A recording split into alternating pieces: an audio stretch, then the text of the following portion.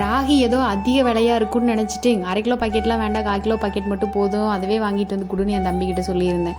1/2 kilo packet தான் இருக்குது, 1/4 கிலோலாம் இல்லைன்னு சொன்னாங்க. எவ்வளோன்னு கேட்டால் அதுவே 30 ரூபான்னு தான் சொன்னாங்களா. சரி வாங்கிட்டு வந்து கொடுன்னு சொல்லிட்டு அதை வந்து கல் குருணை அது மாதிரி எல்லாம் ஏதாவது இருக்குதான்னு சொல்லி எனக்கெல்லாம் புடைக்க தெரியாது. சும்மா ஏன்னா ரொம்ப வேகமாக புடைச்சேன்னா பூரா வெளியில் போயிடும், வெறும் முறை மட்டும்தான் இருக்கும்.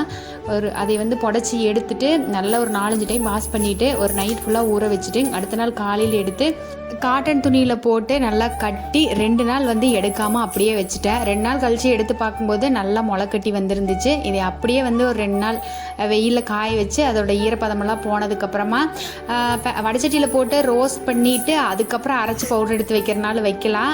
நான் ரோஸ்ட்லாம் பண்ணல, நல்லா வெயிலையே காஞ்சதுனால அப்படியே எடுத்து மிக்சர் ஜாரில் போட்டு அரைச்சிட்டு மறுபடியும் ஒரு தடவை சல்லடையில் வடித்தோம்னா குருணை ஏதாவது இருந்துச்சுன்னா வந்துடும். அதுக்கப்புறம் ஸ்டோர் பண்ணி வச்சுக்கலாம்.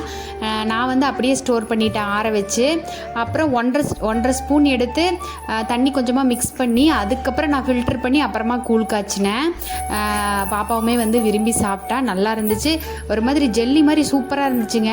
அவ்வளோதான், நாளைக்கு வீடியோவில் பார்க்கலாம். பா.